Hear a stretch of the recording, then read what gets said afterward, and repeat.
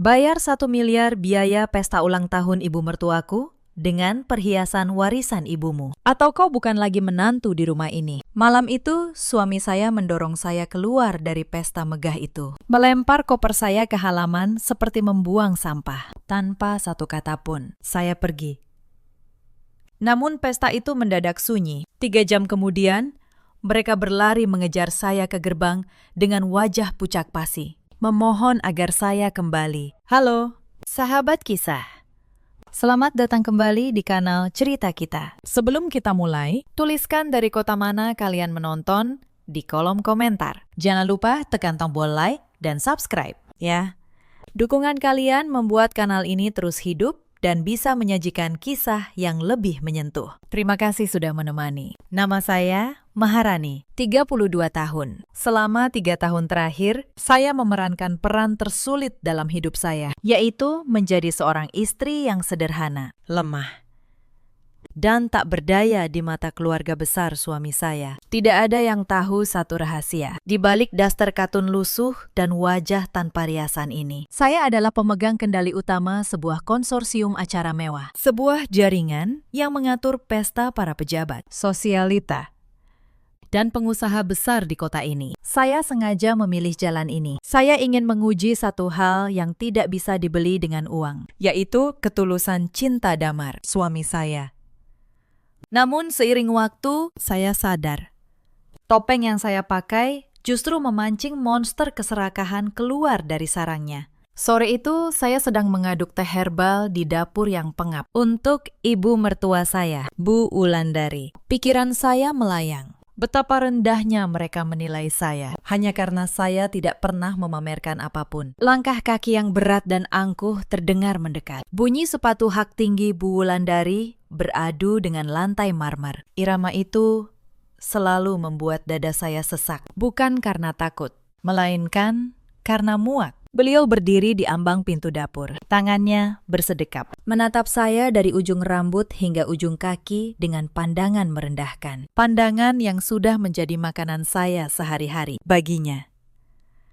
Saya hanyalah gadis yatim piatu yang beruntung dipungut oleh putranya yang hebat. Tinggalkan dulu pekerjaan tidak penting itu, ucapnya dengan nada memerintah. Saya mau bicara hal yang sangat serius. Saya mematikan kompor dan berbalik, memberikan senyum paling tulus yang masih bisa saya kumpulkan. Ada apa, Bu?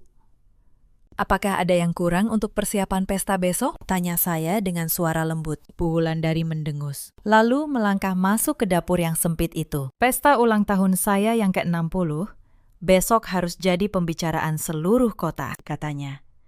Saya sudah mengundang kolega-kolega penting, termasuk istri para pejabat. Tapi ada satu masalah besar. Beliau berhenti, matanya menyipit penuh perhitungan. Saya tidak punya perhiasan yang cukup mentereng untuk menandingi mereka. Saya tahu kau menyimpan satu set perhiasan warisan dari ibumu di dalam kotak peludru merah. Serahkan pada saya. Anggap saja balas budi karena kau sudah menumpang hidup di sini selama 3 tahun. Saya terdiam sejenak. Jantung saya berdegup sedikit lebih kencang. Perhiasan yang beliau maksud bukan sekadar emas biasa. Itu adalah mahakarya kerajinan tangan ternama. Sebuah pusaka yang hanya diproduksi 1 unit di dunia. Dibuat oleh perusahaan keluarga saya sendiri. Nilainya tak terhingga. Bukan hanya karena materinya, tapi karena status hukumnya. Perhiasan itu tercatat sebagai aset budaya terbatas yang tidak boleh diperjualbelikan bebas. Maaf, Bu, jawab saya dengan nada tetap tenang. Perhiasan itu adalah amanah terakhir dari mendiang ibu saya. Beliau berpesan agar benda itu tidak pernah berpindah tangan atau dipakai untuk pamer. Saya tidak bisa memberikannya, bahkan untuk dipinjamkan sekalipun. Wajah Bu Wulandari seketika merah padam. Matanya melotot,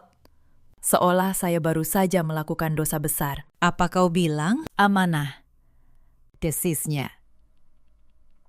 Kau bicara soal amanah, sementara kau makan dan tidur menggunakan uang anak saya. Kau ini benar-benar menantu yang tidak tahu diri dan pelit. Perhiasan kuno itu hanya akan berdebu di lemarimu, sementara saya bisa memakainya untuk mengangkat martabat keluarga ini. Suaranya melengking memenuhi seluruh rumah. Tepat saat itu, pintu depan terbuka. Damar melangkah masuk. Ia melihat ibunya meradang. lalu menatap saya dengan sorot penuh kekecewaan. Damar, pria yang dulu berjanji akan melindungi saya, kini berdiri di samping ibunya, tanpa menanyakan duduk perkara lebih dulu. Ada apa lagi ini? Rani, tanyanya dingin. Kenapa kau membuat ibu berteriak-teriak sore-sore begini? Apa sulit bagimu menjadi istri yang tidak merepotkan? Bu Wulandari langsung mengadu dengan nada yang dibuat sedih. Damar, lihatlah istrimu ini. Ibu hanya ingin meminjam perhiasannya untuk pesta besok, supaya kita tidak malu di depan tamu-tamu terhormat. Tapi dia malah menceramahi ibu soal amanah. Padahal biaya pesta 1 miliar itu saja, kita masih harus memutar otak untuk menutupinya. Damar menghela napas panjang, lalu berjalan mendekati saya. Ia memegang pundak saya, tapi tidak ada kehangatan di sana. Rani, dengarkan saya. Ibu hanya butuh pengakuan sosial. Di duniaku, citra adalah segalanya. Kau pelit sekali soal barang lama itu. Berikan saja pada ibu, biar dipakai besok setelah pesta selesai. Kau bisa menyimpannya lagi. Jangan egois. Pesta ini taruhan nama baikku juga. Saya menatap mata Damar dalam-dalam, mencari satu hal. Apakah masih ada sedikit rasa hormat pada saya sebagai istrinya? Bukan sebagai penyedia aset bagi ambisinya. Namun yang saya lihat hanya pantulan keserakahan yang sama dengan ibunya. Ini bukan soal egois. Damar, ujar saya. Suara saya mulai bergetar. Ini soal menghargai apa yang menjadi milik orang lain. Kalian meminta sesuatu yang tidak seharusnya kalian sentuh. Cukup. Bentak Damar. Saya tidak mau dengar alasan lagi. Jika kau tidak bisa berkontribusi untuk kebahagiaan ibu dan nama baik keluarga ini, maka keberadaanmu di sini benar-benar tidak ada gunanya. Kau selalu merasa paling benar dengan kesederhanaan palsumu itu. Padahal kau hanya beban. Kalimat itu bagai sembilu yang membelah hati saya menjadi dua. Selama ini, saya bersabar. Saya menahan diri untuk tidak memamerkan kekuasaan. Saya bahkan diam-diam menjamin seluruh biaya pesta itu, agar para vendor terbaik mau bekerja dengan harga miring. Hanya karena nama saya yang berdiri sebagai sponsor tunggal di balik layar. Mereka pikir pesta itu berjalan karena uang mereka. Padahal semuanya tegak karena nama baik saya. Jika itu pandanganmu terhadap saya, ucap saya pelan. Maka saya mengerti di mana posisi saya sekarang. Saya berbalik dan masuk ke kamar, bukan untuk mengambil perhiasan itu, melainkan untuk menyiapkan koper. Di dalam hati, keputusan sudah saya ambil. Mereka menginginkan pesta megah. Mereka menginginkan pengakuan sosial. Maka mereka akan mendapatkannya, tapi dengan cara yang tidak akan pernah mereka lupakan seumur hidup. Saya meraih ponsel yang selama ini saya sembunyikan di laci terdalam. Ada ratusan pesan masuk dari para pemimpin vendor kelas atas. Mereka menanyakan instruksi terakhir untuk pesta besok. Saya mengetik satu kalimat pendek di grup koordinasi utama. Tarik seluruh dukungan atas nama saya untuk acara besok pukul 7 malam. Hentikan semua layanan secara serentak. Jari saya tidak gemetar saat menekan tombol kirim. Saya tahu, begitu pesan ini terkirim, hitung mundur menuju kehancuran, mereka sudah dimulai. Bu Wulandari dan Damar ingin bermain dengan api, maka saya akan membiarkan mereka terbakar oleh api yang mereka nyalakan sendiri. Saya menarik koper kecil keluar kamar dengan langkah mantap. Tidak akan ada air mata, karena air mata saya terlalu mahal untuk orang-orang yang hanya mencintai bayang-bayang. Suasana di ruang tengah terasa mencekam. Bu Wulandari berdiri di dekat sofa beludru merahnya, sementara Damar mematung di dekat meja makan, dengan sisa amarah yang menggantung di wajahnya. Melihat koper di tangan saya, tawa hambar keluar dari mulut ibu mertua saya. Beliau tidak terkejut, tidak pula merasa bersalah. Wajahnya justru memancarkan kepuasan, seolah baru saja memenangkan pertandingan besar melawan musuh yang tak berarti. Jadi kau mau mengancam kami dengan drama pergi dari rumah, ejek Bu Wulandari sambil melipat tangan di dada. Silakan saja, Rani. Jangan kira dengan membawa koper itu, saya akan berlutut memohon agar kau tetap tinggal. Tanpa perhiasan warisan itu, kau tidak ada bedanya dengan pembantu yang saya sewa lewat agen murahan. Pergi sana. Cari tempat berteduh yang mau menampung perempuan pelit dan keras kepala sepertimu. Saya menatapnya tanpa ekspresi. Tidak ada lagi keinginan untuk membela diri. Di mata saya, Perempuan ini bukan lagi sosok ibu yang harus dihormati, melainkan cerminan kesombongan yang dibangun di atas pondasi rapuh. Saya beralih menatap Damar, pria yang 3 tahun lalu mengucapkan janji suci untuk menjaga dan menghargai saya dalam keadaan apapun. Ia hanya memalingkan wajah, seolah melihat saya adalah beban yang melelahkan bagi matanya. Damar, kau benar-benar membiarkan istrimu pergi hanya karena sebuah kalung yang bahkan bukan milikmu, tanya saya. Memastikan apakah masih ada secercah kewarasan di kepalanya. Damar menghela napas panjang, menatap saya dengan kebencian terpendam. Kau yang memilih ini. Rani, saya lelah menghadapi sikapmu yang selalu merasa paling suci dengan kesederhanaan itu. Ibu benar. Kau hanya memikirkan diri sendiri. Pesta besok adalah momen besar bagi karir saya dan status sosial ibu. Jika kau tidak bisa mendukung hal sekecil itu, untuk apa kita tetap bersama? Pergi. Mungkin di luar sana kau baru sadar, hidup tidak cukup hanya dengan modal idealisme kuno. Mendengar itu, saya hanya mengangguk. Dada saya yang tadi sesak, kini tiba-tiba terasa sangat ringan. Beban untuk terus berpura-pura menjadi istri yang lemah telah terangkat sepenuhnya. Saya menarik pegangan koper, berjalan melewati mereka menuju pintu depan. Bu Wulandari terus mengoceh di belakang, melempar kata-kata pedas tentang betapa beruntungnya Damar bisa lepas dari pengaruh saya. Jangan lupa, tinggalkan kunci rumah ini di atas meja, teriaknya. Dan jangan harap kau bisa membawa 1 sen pun uang dari rekening Damar. Saya berhenti sebentar di ambang pintu, namun tidak menoleh. Saya tidak butuh 1 sen pun dari uang kalian, ucap saya datar. Simpan saja uang itu untuk membayar semua kemewahan yang sangat kalian dambakan besok. Saya hanya berharap kalian siap dengan apa yang akan datang. Bu Wulandari sempat terdiam. Mungkin bingung dengan ketenangan saya yang tidak wajar. Namun kebingungan itu segera berganti dengan kesombongan baru. Tentu saja, kami siap. Semua vendor terbaik sudah dikonfirmasi. Catering bintang 5. Dekorasi dari perancang ternama. Gedung termewah di kota ini sudah di bawah kendali kami. Semua beres? Karena koneksi Damar, kami tidak butuh kau untuk merasa mewah. Saya hampir tertawa mendengar klaim itu. Koneksi Damar. Pria itu bahkan tidak tahu. Manajer gedung itu tidak akan pernah mengangkat teleponnya jika bukan karena instruksi rahasia dari saya. Ia tidak tahu. Catering bintang 5 itu memberi diskon besar karena mereka berutang budi pada yayasan yang saya pimpin. Mereka begitu percaya diri berdiri di atas panggung yang saya bangunkan. Tanpa menyadari, sayalah yang memegang tali penarik tirainya. Saya melangkah keluar ke halaman. Langit senja berwarna jingga pekat, seolah ikut menyaksikan akhir dari sandiwara ini. Di halaman, Damar menyusul saya keluar. Namun bukan untuk mencegah saya pergi. Ia justru menyambar koper saya dengan kasar, lalu melemparkannya ke arah pintu gerbang. Sana, pergi, jangan kembali. Sampai kau membawa perhiasan itu dan minta maaf pada ibu di depan semua tamu besok, bentaknya. Sebelum membanting pintu depan dengan keras, suara bantingan itu bergema di telinga saya. Namun, tidak sedikit pun menggetarkan mental saya. Saya berjalan menuju gerbang, memungut koper, lalu berdiri di pinggir jalan raya. Saya mengeluarkan ponsel dari saku daster dan melakukan 1 panggilan cepat. Tidak sampai 5 menit.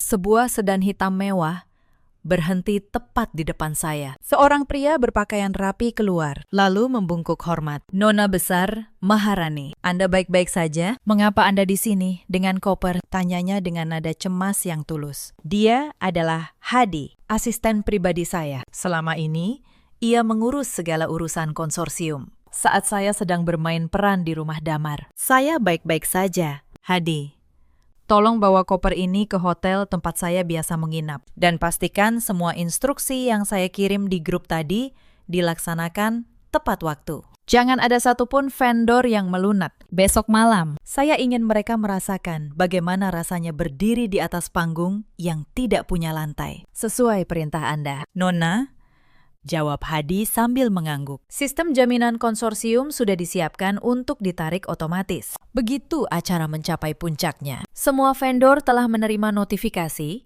bahwa jaminan atas nama Anda akan dicabut karena pelanggaran etika oleh pihak penyelenggara. Saya masuk ke dalam mobil, merasakan jok kulit yang nyaman dan aroma kemewahan yang selama ini saya tinggalkan demi sebuah cinta yang ternyata palsu. Saat mobil mulai melaju, saya melihat siluet rumah Damar dari kaca spion. Tampak begitu kecil dan rapuh. Di dalam sana, mereka mungkin sedang merayakan kepergian saya tanpa menyadari. Esok hari mereka akan memohon-mohon pada saya di depan gerbang yang sama. Pikiran tentang perhiasan warisan ibu saya kembali muncul. Jika saja mereka tahu. Benda itu tercatat sebagai aset budaya terbatas yang diawasi ketat oleh otoritas seni. Mereka mungkin akan gemetar jika Bu Wulandari benar-benar memakainya. Detektor di pintu masuk gedung akan langsung berbunyi, dan saya justru menyelamatkan mereka dari masalah hukum dengan menolak memberikan perhiasan itu. Tapi keserakahan telah membutakan mata hati mereka. Malam itu saya tidur nyenyak di kamar presidensial sebuah hotel bintang 5, membiarkan mereka menikmati mimpi indah terakhir sebelum fajar membawa tagihan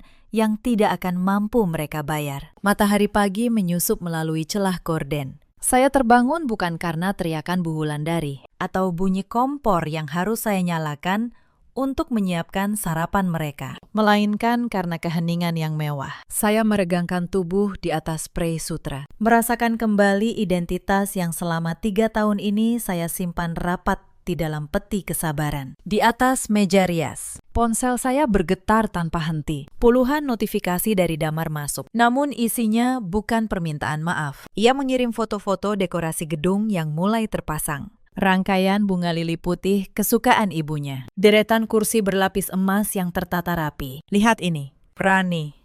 Tanpa bantuanmu pun, pesta ini tetap berjalan sempurna. Semua orang menghormatiku di sini. Kau hanya akan jadi penonton dari kejauhan. Saat ibu merayakan kejayaannya, saya hanya tersenyum tipis sambil menyesap kopi hitam tanpa gula. Damar tidak menyadari semua kemudahan yang ia dapat pagi ini. Mulai dari petugas keamanan yang membukakan pintu dengan hormat, hingga manajer operasional yang membungkuk padanya. Hanyalah sisa-sisa dari pengaruh nama saya yang belum sepenuhnya dicabut dari sistem. Pukul 10 pagi, Hadi datang ke kamar. Ia membawa beberapa berkas dan sebuah gaun berwarna biru malam bertabur kristal. Nona, semua vendor sudah di posisi. Namun ada sedikit kegaduhan di lokasi. Bu Wulandari memaksa manajer catering menambah menu kaviar secara gratis. Dengan alasan mereka klien istimewa. Manajer hampir menolak. Namun saya instruksikan untuk tetap melayani. Biarkan tagihannya membengkak setinggi mungkin. Lapor Hadi datar. Saya mengangguk puas. Bagus. Biarkan mereka merasa berada di puncak dunia hari ini. Biarkan mereka memesan apa saja yang mereka inginkan. Pastikan kontrak pembayaran di tempat. Dengan tarif penalti 3 kali lipat. Sudah disiapkan tim hukum. Begitu jaminan pribadi saya ditarik nanti malam. Saya tidak ingin ada satu celah pun bagi mereka untuk lari dari kewajiban finansial itu. Sepanjang siang, saya memantau persiapan pesta melalui kamera pengawas yang terhubung ke tablet pribadi saya. Saya melihat Bu Wulandari berjalan mondar-mandir di aula utama dengan gaya seorang ratu. Ia memarahi para pelayan hanya karena letak sendok yang miring 1 cm. Damar berdiri di sampingnya, mengenakan setelan jas yang ia beli dengan cara mencicil. Namun bersikap seolah ia pemilik gedung itu. Mereka benar-benar menikmati ilusi kekuasaan yang saya pinjamkan. Namun ada satu hal yang membuat saya mengernyitkan dahi. Saya melihat Bu Wulandari mengeluarkan sebuah kotak perhiasan dari tasnya. Bukan kotak beludru merah milik saya, melainkan sebuah replika murahan yang mencoba meniru desain warisan ibu saya. Rupanya, karena saya menolak memberikan yang asli. Ia memesan tiruan dari pengrajin cepat, hanya untuk pamer di depan tamu-tamunya. Ia tidak tahu, mata saya yang terlatih bisa melihat perbedaan kualitas itu dari jarak jauh. Itu langkah yang sangat bodoh, karena di antara tamu undangan nanti, ada beberapa kolektor perhiasan asli yang merupakan rekan bisnis saya. Memakai barang tiruan di pesta mewah adalah bunuh diri sosial yang lebih kejam daripada menjadi miskin. Menjelang sore, suasana di grup koordinasi vendor mulai memanas. Beberapa manajer keuangan vendor mempertanyakan validitas kartu kredit Damar yang dipakai sebagai cadangan. Tentu saja, limit kartu Damar tidak akan mampu menutupi biaya dekorasi bunganya saja. Nona, Sistem pembayaran jaminan akan melakukan pengecekan otomatis pukul 7 malam. Tepat saat acara pemotongan tumpeng dan pidato sambutan. Haruskah kita memajukan waktunya? Tanya Hadi lewat pesan singkat. Tidak. Biarkan sesuai jadwal, balas saya. Saya ingin mereka jatuh tepat saat mereka merasa paling bahagia. Saya ingin semua tamu menyaksikan saat-saat kehancuran itu terjadi. Saya mulai berdandan. Saya merias wajah dengan sapuan tipis namun tegas, menonjolkan garis wajah yang selama ini saya sembunyikan di balik penampilan kusam. Gaun biru malam itu melekat sempurna di tubuh saya, memberi kesan misterius sekaligus berkuasa. Saya tidak akan datang ke pesta itu sebagai bagian dari keluarga mereka. Saya akan datang untuk menyaksikan bagaimana sebuah istana kartu runtuh tertiup angin kebenaran. Pukul 6 sore. Damar mengirim satu pesan terakhir. Kami sudah di gedung. Tamu-tamu mulai berdatangan. Kau pasti menyesal sekarang. Meringkuk sendirian di entah mana. Sementara kami sedang menikmati malam paling gemilang dalam sejarah keluarga ini. Jangan pernah bermimpi untuk kembali. Saya tidak membalas. Saya meletakkan ponsel di atas meja, lalu berdiri di depan cermin besar. Malam ini, Maharani sang istri yang tertindas akan mati. Dan Maharani, sang pemilik konsorsium, akan mengambil kembali ruangnya. Saya melangkah keluar kamar dengan anggun, diikuti dua pengawal berpakaian preman yang akan menjaga saya dari kejauhan. Di dalam lift menuju lobi, saya melihat bayangan diri saya sendiri. Asing bagi diri yang selama 3 tahun ini bersabar. Namun saya merasa lebih hidup dari sebelumnya. Iring-iringan mobil hitam sudah menunggu di luar hotel. Saya masuk ke kursi belakang, menutup pintu dengan bunyi yang mantap. Ke lokasi acara, perintah saya. Sepanjang perjalanan, saya melihat lampu-lampu kota berkelap-kelip, seolah ikut menghitung mundur menuju pukul 7 malam. Saya membayangkan wajah Bu Wulandari saat menyapa tamu-tamunya dengan senyum bangga, tidak menyadari dalam hitungan jam. Senyum itu akan membeku menjadi rasa malu yang abadi. Saat mobil mendekati gedung, saya melihat kemacetan kecil yang disebabkan oleh mobil-mobil mewah para tamu. Damar benar. Ia berhasil mengundang orang-orang penting, namun ia lupa. Orang-orang penting itu adalah orang yang paling cepat berpaling saat mencium bau kegagalan. Saya meminta sopir memarkir mobil di area khusus yang tersembunyi. Saya akan menunggu di sana, memantau dari kejauhan, sampai saat yang tepat untuk menampakkan diri. Jarum jam menunjukkan pukul 6.45. 15 menit lagi, sistem akan melakukan pengecekan, dan jaminan saya akan lenyap. Panggung sudah siap.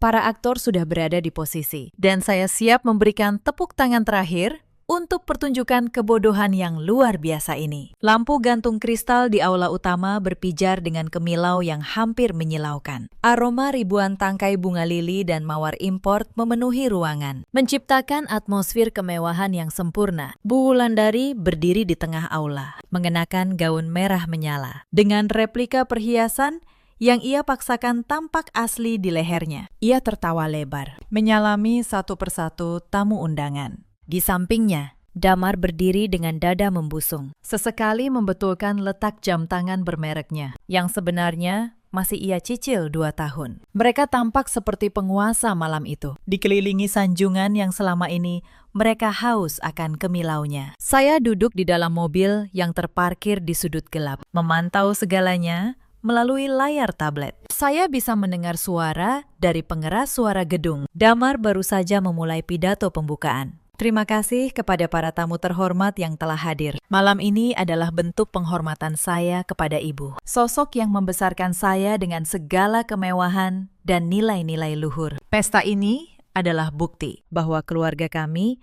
selalu menjaga standar tertinggi dalam segala hal, ucap Damar.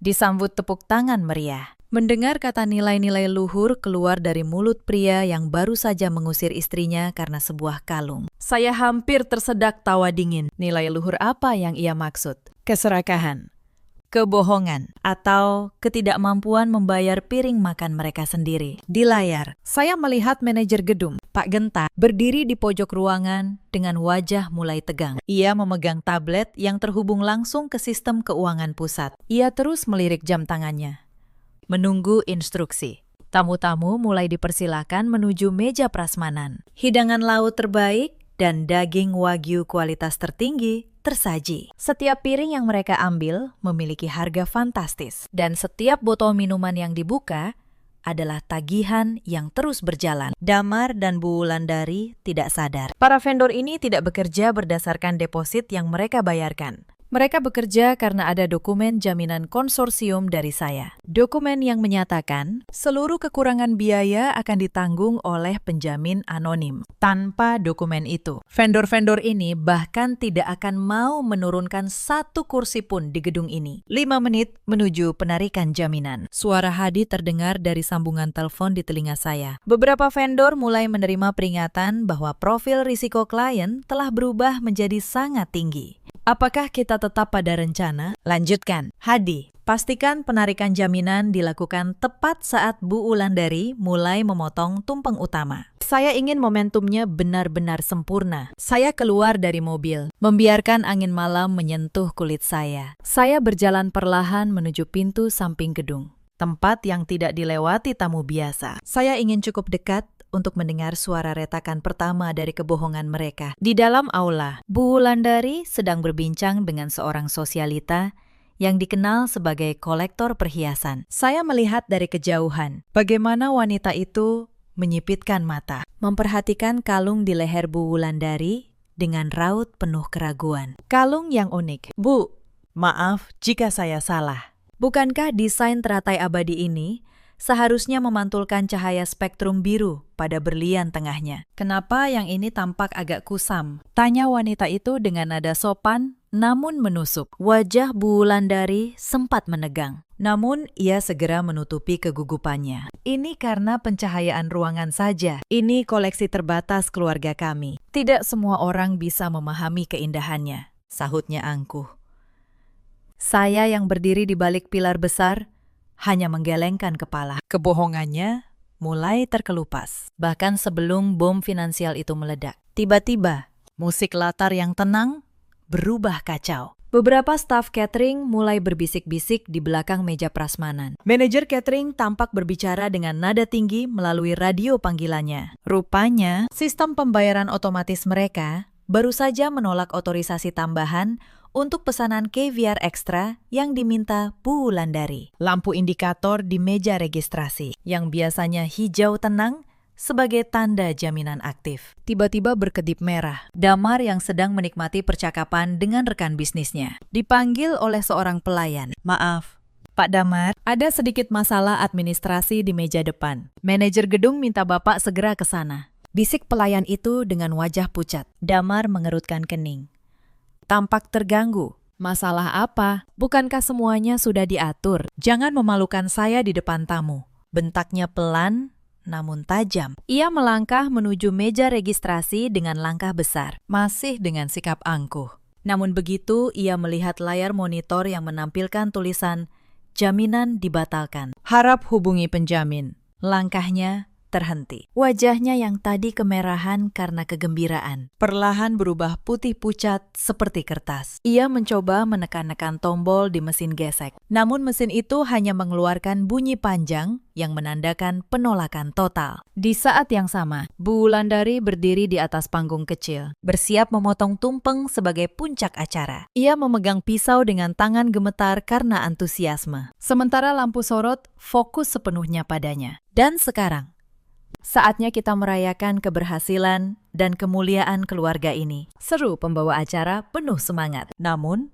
tepat sebelum pisau menyentuh tumpeng, musik tiba-tiba mati total. Aula yang tadinya riuh mendadak sunyi senyap, hanya menyisakan suara pendingin ruangan yang mendesis. Saya melangkah keluar dari balik pilar, berdiri di area remang-remang, namun cukup untuk melihat kepanikan yang merayap di wajah Damar. Jam di tangan saya menunjukkan pukul 7 tepat. Detik ini juga, mereka bukan lagi tamu istimewa, melainkan debitur bermasalah yang terjepit di tengah pesta mewah yang mereka klaim sebagai milik mereka. Keheningan mencekam itu berlangsung beberapa detik yang terasa seperti selamanya. Bu Wulandari masih mematung di atas panggung dengan pisau menggantung di udara. Ia mencoba tertawa kecil. Tawa kering yang dipaksakan. Sepertinya ada gangguan teknis sedikit. Maklum, Gedung semewah ini pun kadang punya masalah kabel, ucapnya dengan suara gemetar. Namun gangguan itu bukan sekedar masalah kabel. Pak Genta melangkah ke tengah aula dengan wajah yang tidak lagi ramah. Tanpa mikrofon, suaranya yang tegas terdengar jelas di seluruh ruangan yang sunyi. Mohon maaf kepada seluruh hadirin atas perintah dari Pusat Koordinasi Vendor. Seluruh layanan untuk acara ini harus dihentikan karena ada masalah serius pada jaminan pembayaran. Gumaman segera pecah di antara para tamu. Mereka saling berpandangan, berbisik dengan nada sinis yang tidak lagi disembunyikan. Wajah Damar kini benar-benar kehilangan warna. Ia berlari menghampiri Pak Genta. Apa-apaan ini?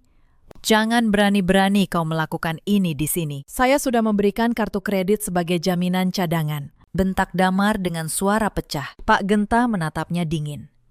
Tatapan yang biasa diberikan kepada seseorang yang tidak lagi punya nilai tawar. Pak Damar, kartu kredit Anda ditolak sistem karena limit tidak mencukupi. Lebih penting lagi, penjamin utama yang selama ini menanggung seluruh operasional acara ini baru saja mencabut mandatnya 1 menit yang lalu. Tanpa jaminan itu, sesuai kontrak, kami wajib menghentikan seluruh layanan. Bu Wulandari turun dari panggung dengan langkah gontai. Hampir tersandung gaun merahnya sendiri. Penjamin utama. Apa maksudmu? Anak saya pengusaha sukses. Dia yang membayar semua ini. Teriaknya sambil menunjuk-nunjuk wajah Pak Genta. Siapa yang kau maksud dengan penjamin itu? Pasti ada kesalahan sistem. Di sudut ruangan, para pelayan catering mulai bertindak dengan efisiensi yang mengerikan. Mereka menarik kembali piring-piring yang belum disentuh, menutup botol-botol minuman mahal yang baru saja dibuka. Beberapa dekorator mulai melepas rangkaian bunga di sudut ruangan. Pusat pesta yang tadinya hangat dan megah, tiba-tiba berubah menjadi medan penyitaan harta benda. Damar mengeluarkan ponselnya,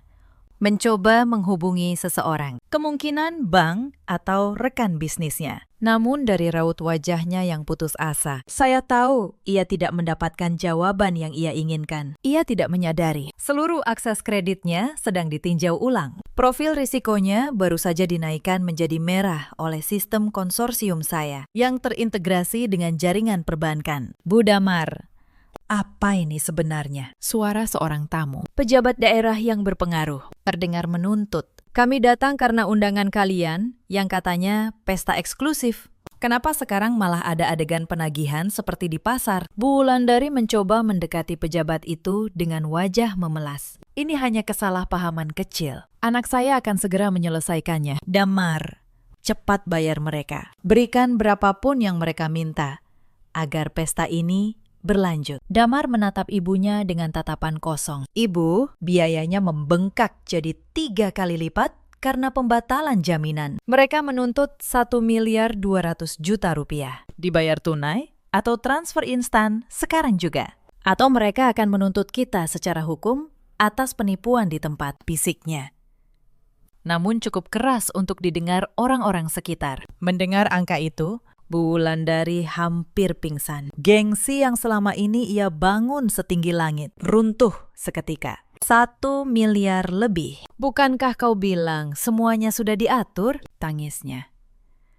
Bukan karena sedih, tapi karena malu yang luar biasa. Ia meraba lehernya. Teringat kalung tiruan yang ia kenakan. Kolektor perhiasan yang tadi meragukan kalungnya kembali mendekat dengan senyum merendahkan. Sepertinya bukan hanya jaminannya yang bermasalah, Bu, tapi perhiasannya pun palsu. Sungguh malam yang penuh kejutan. Cemoohan itu menjadi pemantik bagi tamu-tamu lain untuk mulai meninggalkan ruangan satu persatu. Mereka pergi sambil menggelengkan kepala, meninggalkan Bu Wulandari dan Damar yang berdiri di tengah reruntuhan impian mereka. Lalu layar proyektor raksasa, yang tadinya menampilkan foto-foto masa muda Bu Wulandari, tiba-tiba berkedip dan berubah menjadi latar hitam. Huruf-huruf putih muncul dengan tegas. Laporan pelanggaran etika penjaminan, penyalahgunaan kepercayaan dan tindakan pengusiran terhadap pihak penjamin. Di bawahnya, tertera rincian biaya yang harus dibayar tunai. Seluruh tamu yang belum sempat keluar,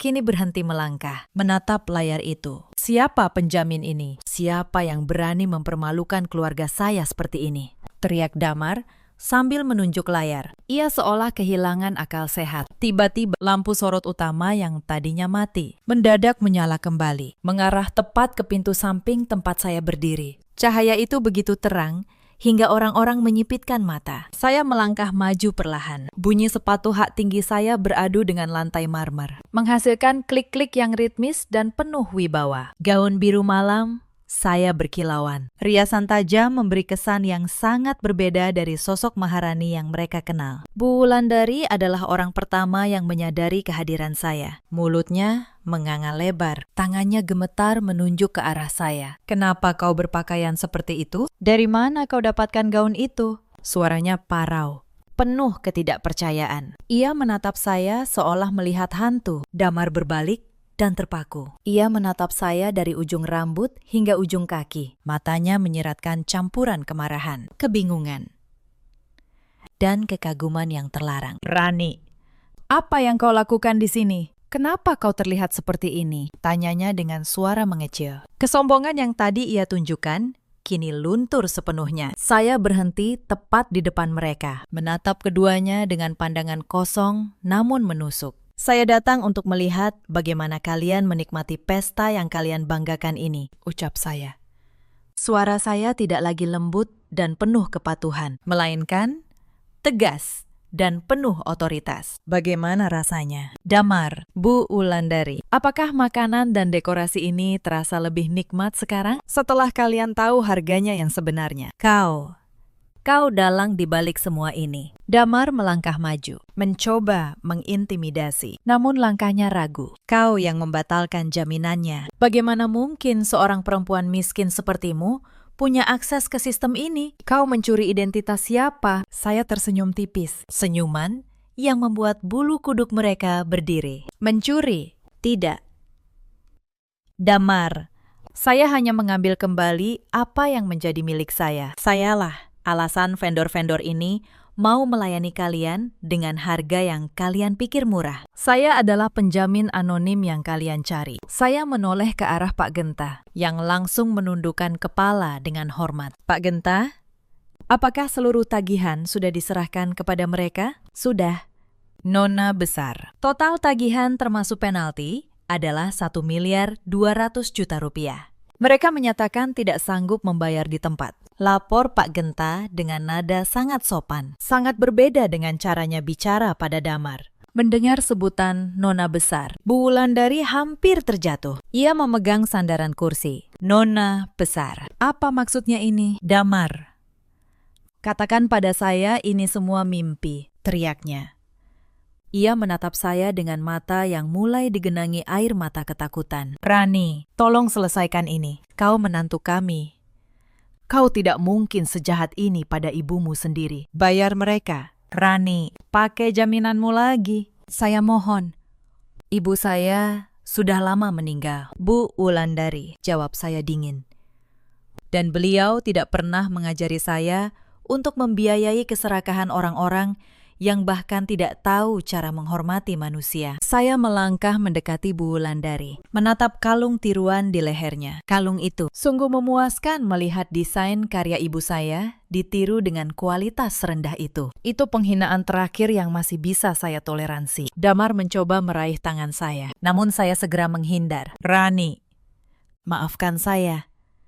Saya tidak tahu. Saya benar-benar tidak tahu siapa kau sebenarnya. Mari kita bicara baik-baik. Jangan buat keributan di depan umum. Kita pulang sekarang." Bujuknya dengan nada memohon yang menjijikan. "Pulang ke rumah tempat kau melemparkan koper saya." Saya tertawa kecil. Tawa yang terdengar sangat menyakitkan bagi mereka. Rumah itu pun sebenarnya berdiri di atas tanah yang cicilannya saya bantu lunasi diam-diam. Mulai besok, bantuan itu berhenti. Kalian ingin hidup mewah, maka belajarlah membayar harganya sendiri. Saat itu, beberapa petugas kepolisian yang tadinya berjaga di luar gedung masuk ke dalam aula. Mereka berjalan ke arah kami. Wajah Bu Wulandari menjadi semakin pucat. Ia mengira mereka datang untuk menangkapnya karena utang. Namun, pemimpin tim itu berhenti di depan saya dan memberi hormat. "Nona, Kami menerima laporan tentang penggunaan barang yang menyerupai aset budaya terbatas negara di lokasi ini. Apakah Anda ingin kami melakukan penyitaan? Saya menunjuk ke arah kalung di leher Bu Wulandari. Silakan periksa kalung tiruan itu. Penggunaan desain tanpa izin untuk tujuan pamer sosial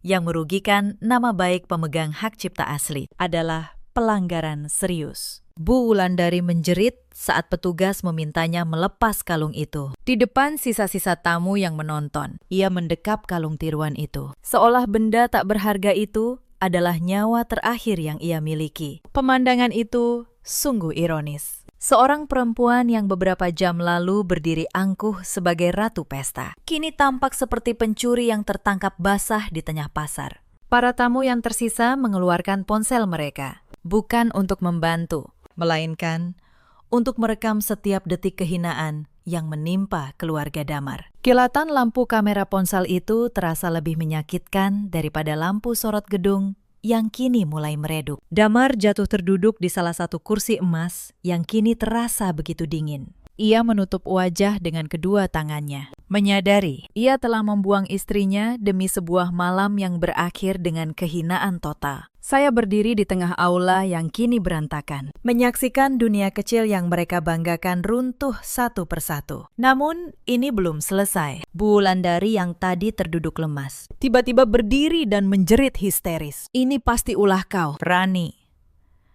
Perempuan pelit itu pasti melakukan sesuatu. Damar, suruh dia bayar semua ini. Dia punya perhiasan itu. Dia bisa menjualnya. Dia harus bertanggung jawab karena meninggalkan rumah saat kita membutuhkannya.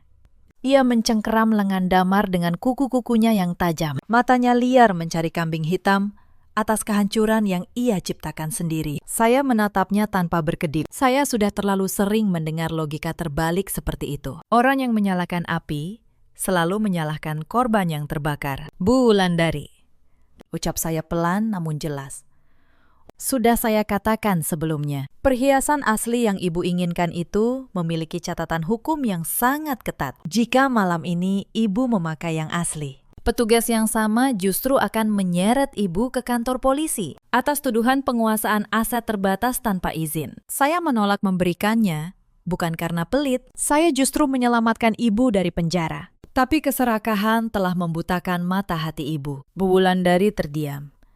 Mulutnya bergerak-gerak, namun tidak ada kata yang keluar. Untuk pertama kalinya dalam 3 tahun, ia kehilangan kata-kata di hadapan saya. Damar mengangkat wajahnya dari balik telapak tangan. Matanya merah dan basah. Rani, selama ini kau diam saja. Kenapa kau tidak pernah memberitahu saya siapa kau sebenarnya? Jika saya tahu, mungkin semua ini tidak akan terjadi. Saya menatapnya dengan rasa kasihan yang dingin. Itulah jawabannya. Damar, kau baru menyesal sekarang. Bukan karena kau menyakiti istrimu, tapi karena kau baru tahu istrimu ternyata kaya. Seandainya saya benar-benar perempuan miskin yang kau kira, apakah penyesalan ini akan ada? Tidak. Kau akan membuang saya tanpa beban. Cinta yang hanya muncul setelah tahu nilai harta. Bukanlah cinta. Itu hanya tagihan yang tertunda. Kata-kata itu membuat Damar terkulai. Ia tidak bisa membantah. Karena ia tahu, jauh di dalam hatinya, semua itu benar. Pak Genta mendekat dengan sopan. Ia menyerahkan satu map berisi dokumen kepada saya. Nona besar.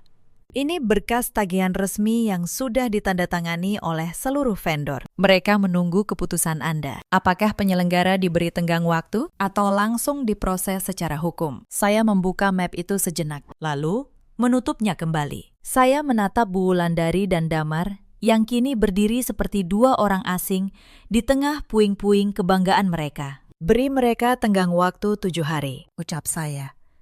Bukan karena saya kasihan, tapi agar mereka merasakan bagaimana rasanya 7 hari penuh memikirkan cara membayar utang yang tidak akan pernah bisa mereka lunasi. Jika lewat dari itu, serahkan pada jalur hukum. Baik. Nona besar. Bu Wulandari jatuh berlutut di lantai marmer. Gaun merahnya yang tadi megah kini tampak seperti kain usang. Rani, saya mohon. Saya salah. Saya hilaf. Tolong jangan hancurkan keluarga ini. Saya akan memperlakukanmu dengan baik mulai sekarang. Saya akan menganggapmu seperti anak kandung saya sendiri. Tolong cabut tagihan ini. Saya menunduk menatapnya. Selama 3 tahun, saya memimpikan momen perempuan ini meminta maaf. Namun kini, setelah momen itu tiba, saya tidak merasakan kemenangan apapun, hanya kekosongan. Ibu tahu kapan saya paling membutuhkan kebaikan ibu? Tanya saya. Saat saya sakit demam tinggi tahun lalu, dan ibu menyuruh saya tetap memasak untuk 20 tamu arisan. Saat saya keguguran anak pertama saya, dan ibu hanya mengeluh karena saya tidak bisa mengantar ibu ke salon. Saya tidak meminta banyak. Saya hanya ingin diperlakukan sebagai manusia. Tapi ibu bahkan tidak sanggup memberi itu. Sekarang ibu menawarkan menganggap saya anak kandung, hanya karena ibu butuh uang saya. Maaf, Bu. Tawaran itu datang 3 tahun terlambat. Saya berbalik. Tidak ingin melihat lebih lama lagi. Rani, tunggu. Damar bangkit dan mencoba mengejar. Namun 2 pengawal pribadi saya segera menghalangi langkahnya. Kita masih suami istri secara hukum. Kau tidak bisa pergi begitu saja. Saya berhenti.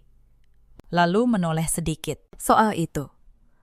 Hadi sudah mengurusnya. Berkas gugatan cerai akan sampai di tanganmu besok pagi. Bersama dengan bukti-bukti pengusiran malam itu yang terekam jelas oleh kamera keamanan rumah. Kamera yang saya pasang sejak lama. Saya tidak akan menuntut harta Gonogini. Damar, karena tidak ada satupun harta di rumah itu yang benar-benar milikmu. Semuanya saya yang biayai diam-diam. Kau bebas mempertahankan rumah itu. Asal kau sanggup membayar cicilannya mulai bulan depan. Wajah Damar memucat untuk kesekian kalinya malam itu. Ia akhirnya benar-benar mengerti. Selama ini, ia tidak memiliki apapun. Bahkan, kemewahan yang ia banggakan hanyalah pinjaman dari perempuan yang ia hina sebagai beban. Saya melangkah menuju pintu utama. Sisa-sisa tamu menyibak, memberi jalan.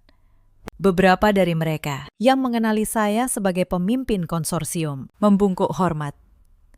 Orang-orang yang sama yang beberapa jam lalu menatap rendah keluarga Damar, kini menatap saya dengan rasa segan. Di luar gedung, angin malam terasa sejuk. Hadi sudah menunggu di samping mobil dengan pintu terbuka. Semua sesuai rencana. Nona, apakah Anda baik-baik saja? Saya berhenti sejenak, menengadah ke langit malam yang bertabur bintang. Saya baik-baik saja. Hadi.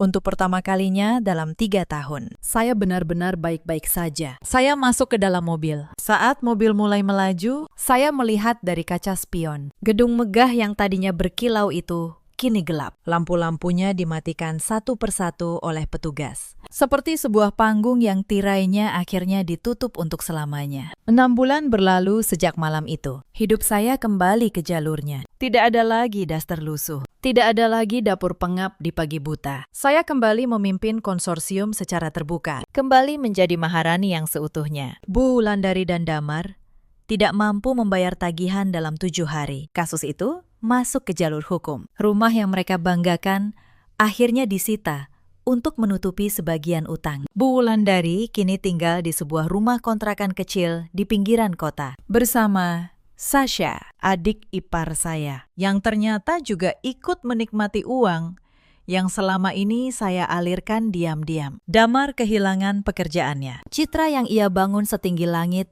hancur dalam semalam dan tersebar di seluruh media sosial. Rekaman kehinaan malam itu ditonton ribuan orang. Tidak ada lagi rekan bisnis yang mau bekerja sama dengan pria yang membuang istrinya sendiri demi sebuah kalung. Kabar terakhir.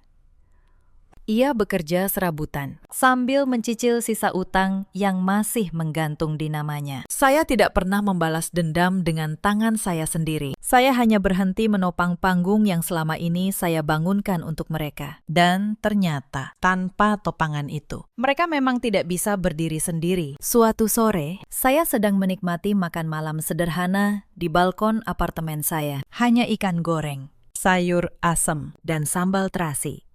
Makanan yang dulu selalu saya rindukan. Di tengah meja makan mewah keluarga Damar yang penuh kepalsuan. Untuk pertama kalinya, saya makan dengan tenang, tanpa harus mendengar omelan, tanpa harus berpura-pura lemah. Cerita ini mengajarkan satu hal. Jangan pernah menilai seseorang dari penampilannya, dan jangan pernah memperlakukan orang yang mencintaimu dengan tulus, seolah-olah ia tidak berharga. Karena terkadang orang yang paling sederhana di hadapanmu justru memegang kunci dari seluruh dunia yang kau pijak. Di luar sana, ada banyak perempuan seperti saya dulu. Perempuan yang menyembunyikan kekuatannya demi menjaga sebuah cinta, yang setiap hari menelan hinaan, sambil berharap suatu hari ketulusannya akan dihargai jika kau salah satunya. Ingatlah, kesabaran bukan berarti kelemahan, tapi ada batas di mana kesabaran harus berubah menjadi keberanian untuk pergi. Ada juga banyak suami seperti Damar di luar sana. Pria yang merasa istrinya adalah beban, hanya karena ia tidak memamerkan apa-apa. Yang baru menyadari nilai pasangannya setelah kehilangan segalanya. Bagi mereka, penyesalan selalu datang di akhir cerita, saat tirai sudah ditutup. Dan tidak ada lagi babak kedua. Dan ada pula para ibu mertua seperti Bu Wulandari yang mengira menantu adalah pelayan yang dibeli oleh anaknya, yang lupa bahwa setiap manusia memiliki harga diri yang tidak bisa diinjak selamanya. Keserakahan mungkin terasa manis di awal, tapi ia selalu berakhir dengan kehilangan yang tidak bisa dipulihkan. Saya tidak membenci mereka lagi. Saya hanya berhenti memberi tempat bagi mereka di dalam hidup saya. Karena dalam hidup, kita selalu punya pilihan. Pilihan untuk terus bersabar dalam kehinaan, atau pilihan untuk berdiri dan mengambil kembali kehormatan yang seharusnya menjadi milik kita. Saya memilih yang kedua, dan saya tidak pernah menyesalinya. Bagaimana dengan kalian? Pernahkah kalian berada di posisi yang sama? Pernahkah kesabaran kalian dianggap sebagai kelemahan? Ceritakan kisah kalian di kolom komentar. Saya akan membacanya satu persatu. Terima kasih sudah menemani sampai akhir. Sampai jumpa di kisah berikutnya. Mulai bulan ini, kau wajib menyetor 4 juta rupiah setiap tanggal 1. Itu kalau kau masih mau numpang tidur dan menumpang hidup di rumah ini. Bu Ratna melempar buku tabungan biru itu ke lantai marmer. Buku kecil itu meluncur, berhenti tepat di ujung sepatu kerja Anindya yang baru saja pulang dari shift panjang. Ingat baik-baik, rumah ini warisan leluhur keluarga suamimu. Ini bukan penampungan untuk perempuan melarat sepertimu. Anindya menunduk. Ia memungut buku tabungan itu dengan tangan yang tenang. Wajahnya tidak menangis. Wajahnya tidak memohon. Di sudut bibirnya justru terukir senyum yang sangat tipis. Lalu, tanpa sepatah kata pun, ia membuka ponselnya dan mentransfer 4 juta itu ke rekening mertuanya. Detik itu juga, Bu Ratna tertawa puas. Ia merasa menang. Di sampingnya, Gilang, sang suami, hanya menggeser layar ponselnya tanpa beban. Mereka berdua tidak tahu satu hal. Mereka tidak tahu bahwa rumah megah yang mereka banggakan ini sudah berpindah tangan setahun lalu. Mereka tidak tahu bahwa nama yang tertera di akta asli rumah ini bukan lagi nama keluarga mereka. Dan uang sewa 4 juta yang baru saja mengalir ke rekening Bu Ratna kelak akan menjadi tali yang menyeret leher wanita itu ke ruang sidang. Halo, Sobat Pencari Keadilan. Selamat datang kembali di kanal kita. Tempat di mana kesombongan selalu dibayar lunas dengan kehancuran. Hari ini, kita akan menyaksikan bagaimana seorang mertua yang menagih uang sewa kepada menantunya sendiri justru menggali kuburannya dengan tangannya sendiri. Siapkan hati kalian. Mari kita saksikan sampai tuntas. Nama saya Anindya. Usia saya 34 tahun. Saya bekerja sebagai manajer keuangan di sebuah rumah sakit swasta besar di Jakarta Selatan. Sudah 8 tahun saya menjadi istri di keluarga ini. 8 tahun yang terasa seperti 8 tahun mengabdi di rumah orang asing. Pagi itu, tubuh saya remuk.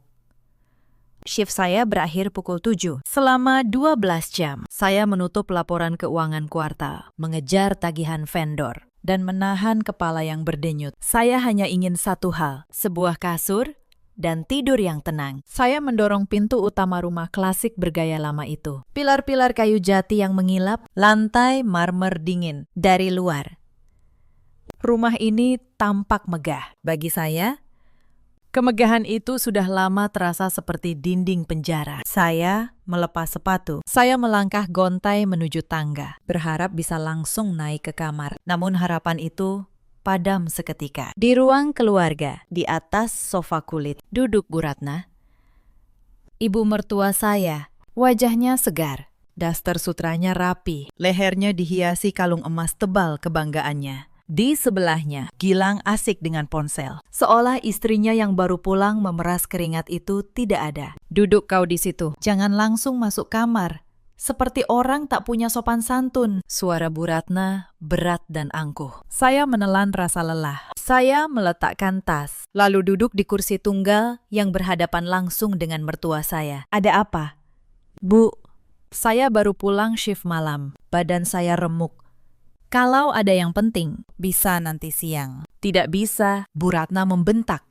Suaranya melengking memecah pagi. Ini urusan penting yang tidak bisa ditunda oleh alasan kantukmu. Buka telingamu lebar-lebar. Anindya, Ibu sudah berdiskusi dengan Gilang. Kami sudah mengambil keputusan mutlak. Ia merogoh laci, lalu melempar buku tabungan biru saya ke meja kaca. Buku itu meluncur jatuh ke dekat kaki saya. Mulai bulan ini, kau wajib menyetor uang sewa 4 juta rupiah setiap awal bulan ke rekening ibu. Kalau kau masih mau numpang tidur, mandi, dan berteduh di rumah ini, kau harus bayar. Saya membelalak.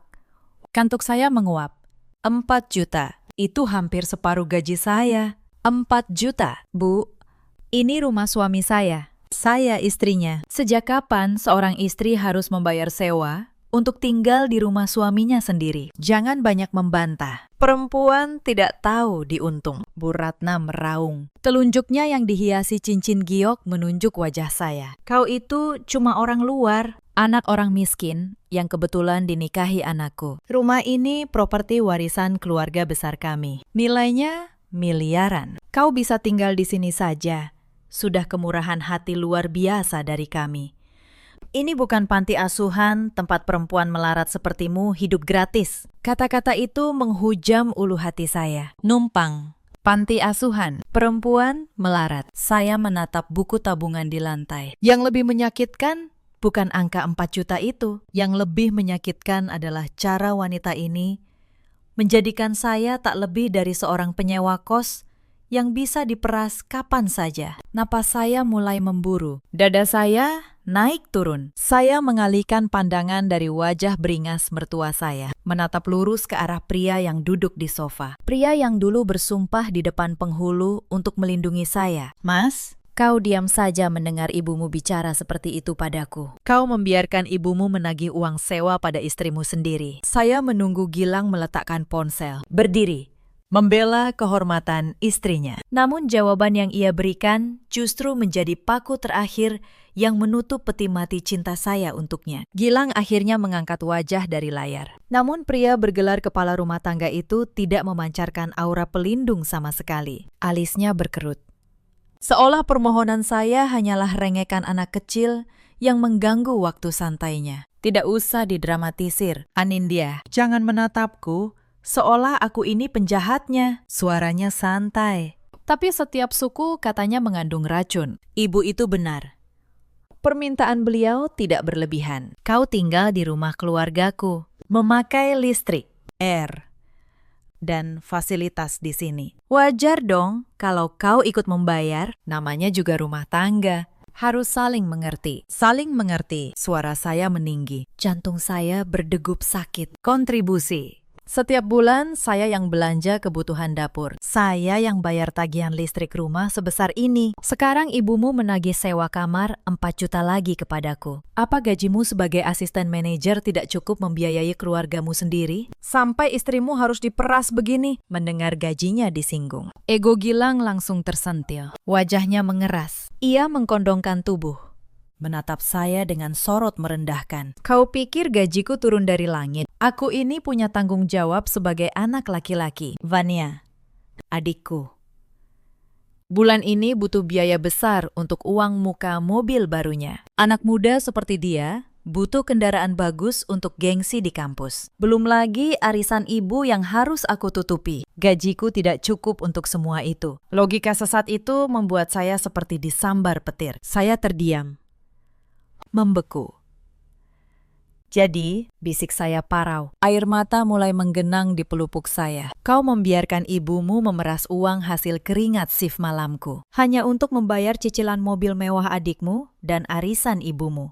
Kau mengorbankan masa depan kita demi gaya hidup mereka. Jaga mulutmu. Bu Ratna ikut campur dengan senyum kemenangan. Gajimu sebagai pegawai rumah sakit itu lebih besar dari gaji Gilang. Sudah sewajarnya uangmu dipakai berbakti kepada keluarga suamimu. Toh kau numpang di rumah warisan kami, kalau tidak mau bayar, sana kemasi bajumu dan tidur di kolong jembatan. Gilang mengangguk setuju, melipat tangan di dada. Dengar itu, Anindya, gaji istri adalah milik suami dan uangku adalah milik keluarga. Jangan jadi istri yang pelit. Mulai bulan ini, potong gajimu 4 juta untuk ibu. Keputusanku sudah bulat. Pengkhianatan itu sempurna sudah. Gilang bukan sekedar pengecut. Ia adalah lintah yang dengan sadar menjadikan istrinya mesin uang untuk menghidupi keluarganya. Dan di saat mereka mabuk arogansi, sesuatu yang ganjil terjadi di dalam diri saya. Air mata yang tadi menggenang, perlahan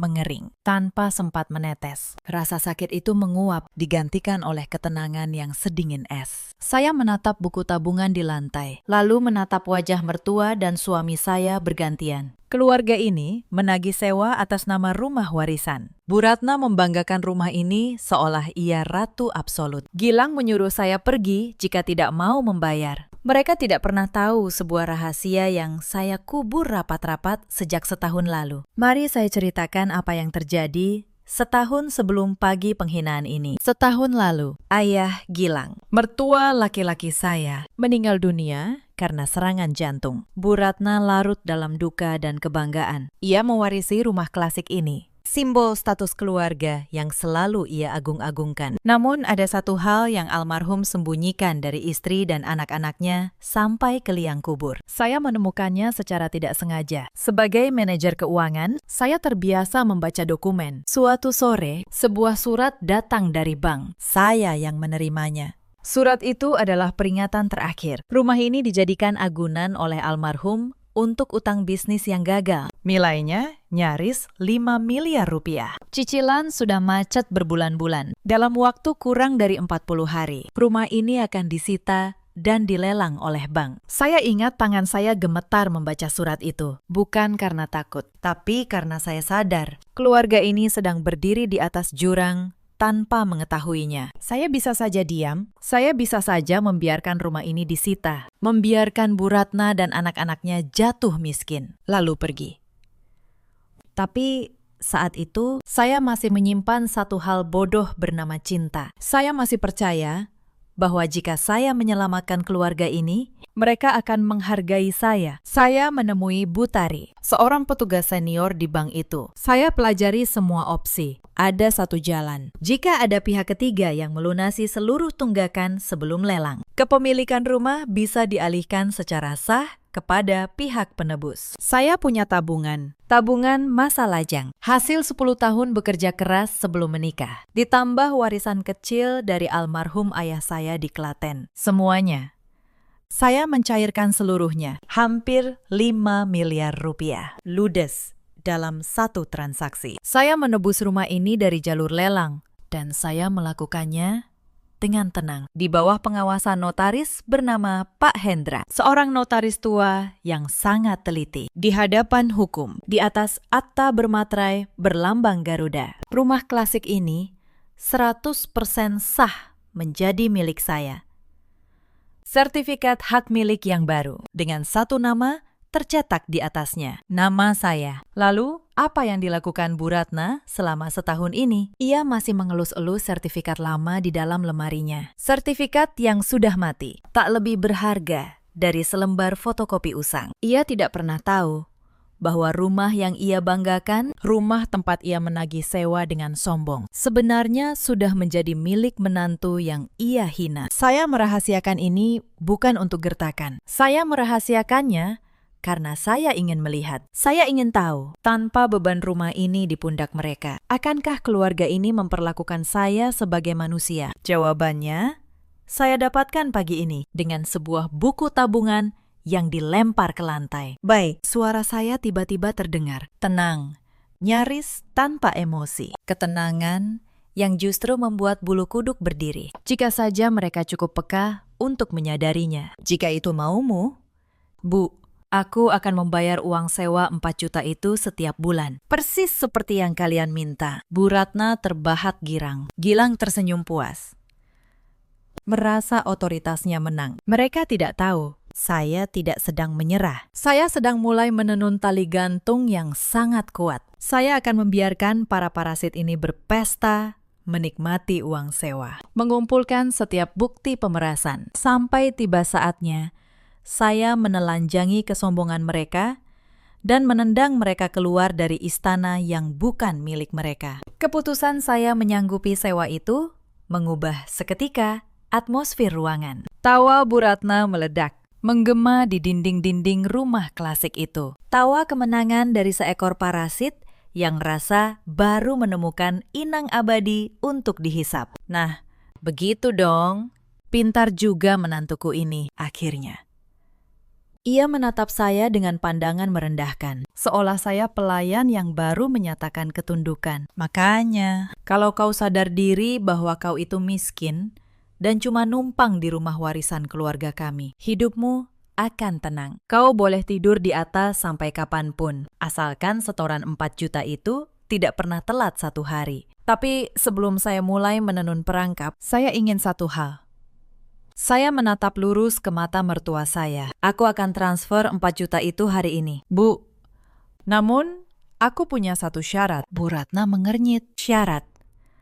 Kau ini cuma penyewa. Berani-beraninya mengajukan syarat. Syarat apa? Sebuah surat perjanjian sewa menyewa resmi, ditandatangani di atas meterai 10.000. Saya menjawab dengan artikulasi yang sangat jelas. Saya tidak berkedip. Jika ibu menagih uang sewa, layaknya pemilik properti, maka kita harus melakukannya secara profesional. Aku ingin surat itu menyatakan dengan jelas bahwa Ibu Ratna sebagai pihak pertama, pemilik sah rumah ini, menyewakan sebagian rumah kepadaku sebagai pihak kedua, penyewa. Aku hanya butuh jaminan agar ibu tidak tiba-tiba menaikkan harga sewa seenaknya. Mendengar itu, Gilang tertawa meremehkan. Ia menggeleng-geleng menatap saya, seolah saya wanita terbodoh di dunia. Astaga, Anindya, kau ini konyol sekali. Sama keluarga sendiri saja pakai surat bermaterai. Mau main hukum-hukuman? Sudahlah. Bu, turuti saja. Biar dia merasa aman dengan secari kertas tidak bergunanya itu. Toh rumah ini memang milik keluarga kita. Apa susahnya tanda tangan? Bu Ratna mencibir. Ia merasa permintaan saya hanyalah ketakutan wanita tak berdaya. Bawakan kertas dan materinya. Dasar perempuan penuh drama. Ibu, tanda tangani sekarang juga. Biar kau tutup mulut dan langsung transfer uangnya. Ibu harus segera kirim uang itu untuk cicilan mobil Vania siang ini. Mereka tidak tahu. Surat yang mereka anggap tidak berguna itu di tangan saya akan menjadi pisau bermata dua yang paling tajam. Karena di mata hukum, sebuah surat perjanjian sewa bermaterai adalah pengakuan tertulis. Pengakuan Bu Ratna bahwa ia menerima uang dengan dalih menyewakan properti. Dan ketika kelak terbukti, rumah itu sama sekali bukan miliknya. Surat itu berubah nama. Namanya menjadi bukti pemerasan. Saya berjalan tenang menuju tas kerja saya. Saya mengeluarkan selembar kertas, pulpen bertinta hitam, dan selembar materai 10.000 yang memang selalu saya bawa. Saya menulis draft perjanjian itu dengan tangan yang sangat stabil. Setiap kata dirancang dengan teliti. Pihak pertama, pihak kedua, objek sewa, nominal 4 juta per bulan, tanggal. Lalu saya sodorkan kepada mertua saya. Bu Ratna menandatanganinya dengan tawa meremehkan, tanpa membaca satu kata pun. Ia bahkan menempelkan materai itu dengan gerakan kasar. Itulah insiden pertama. Tinta di atas materai itu kering dalam hitungan detik. Dan tanpa ia sadari, ia baru saja membubuhkan tanda tangan di atas surat penahanannya sendiri. Bulan pertama berlalu. Saya transfer 4 juta. Tepat tanggal 1, saya screenshot bukti transfer itu, lengkap dengan keterangan yang saya tulis sendiri di kolom berita transaksi. Saya tulis dengan jelas, pembayaran sewa rumah kepada Bu Ratna. Setiap rupiah meninggalkan jejak digital yang rapi di rekening koran saya. Jejak yang kelak akan saya cetak dan bingkai sebagai barang bukti. Hari-hari berikutnya, kesombongan Bu Ratna semakin menggila. Ia mulai membanggakan setoran saya kepada para tetangga kompleks. Suatu sore, saya mendengarnya berbisik di pagar kepada Bu Sari, tetangga sebelah. Menantu saya itu memang anak orang susah. Untung saya baik hati, masih mau menampung dia. Sekarang dia bayar sewa kamar 4 juta. Loh, ya hitung-hitung indekos di rumah orang kaya. Saya berdiri di balik tirai jendela, mendengar setiap katanya. Saya tidak marah. Saya justru merekam pengakuan itu dengan ponsel di tangan saya. Suaranya jelas. Setiap penghinaan itu menambah tebal map bukti saya. Lalu, Gilang ikut bermain. Suatu malam, ia masuk kamar dengan wajah berkuasa. Ia mengulurkan tangan. Serahkan kartu ATM gajimu padaku. Mulai sekarang, biar aku yang atur. Biar lebih mudah memotong 4 juta untuk ibu setiap bulan. Suami berhak mengatur keuangan istri. Saya menatapnya datar. Lalu saya menyerahkan sebuah kartu ATM. Yang saya serahkan adalah kartu rekening lama yang isinya hampir kosong. Rekening yang sengaja saya pelihara untuk pajangan. Gaji asli dan tabungan saya sudah lama berpindah ke rekening yang tidak pernah ia ketahui. Gilang menerima kartu itu dengan senyum kemenangan. Merasa ia kini menggenggam nyawa finansial istrinya. Padahal yang ia genggam hanyalah cangkang kosong. Insiden berikutnya datang dari Fania. 2 minggu kemudian, sebuah mobil putih mengkilap parkir di halaman. Fania turun dengan kacamata mahal, memamerkannya kepada teman-temannya lewat video. Mobil itu dibeli dengan uang muka yang berasal dari setoran sewa saya. Fania bahkan dengan ringan berkata di meja makan, "Untung ada Mbak Anindya, berkat uang sewanya.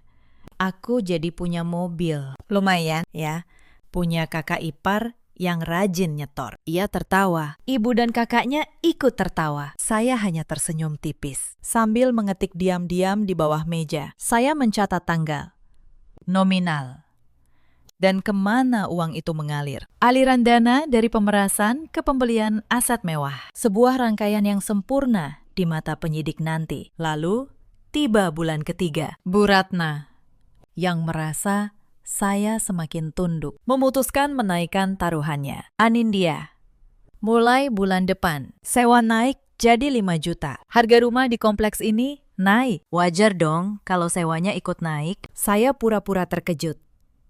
Lalu pura-pura merengek sedikit. Saya ingin ia merasa semakin berkuasa. 5 juta. Bu, itu berat sekali. Tapi baiklah, asal ibu tetap memberi saya kwitansi. Bu Ratna girang. Ia bahkan mulai menulis kwitansi penerimaan uang dengan tangannya sendiri, lengkap dengan tanda tangannya. Setiap kali saya membayar, ia pikir kwitansi itu bukti bahwa ia ratu yang berkuasa. Ia tidak tahu, setiap kwitansi bertanda tangannya adalah satu lagi paku di peti matinya. Sekitar bulan kedua, terjadi sebuah insiden kecil yang nyaris membongkar rencana saya. Gilang mencoba menarik uang dari kartu ATM yang saya berikan. Ia terkejut mendapati saldonya nyaris kosong. Malam itu ia masuk kamar dengan wajah merah padam, membanting kartu itu ke meja. Apa-apaan ini? Saldonya cuma 200.000.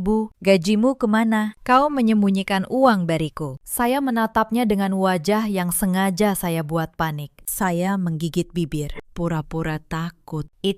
Itu rekening lama. Mas, gaji saya bulan ini sudah habis untuk belanja dapur dan bayar sewa 4 juta ke ibu. Mas tahu sendiri, hampir separuh gaji saya habis untuk setoran. Sisanya untuk listrik dan kebutuhan rumah. Saya tidak punya apa-apa lagi.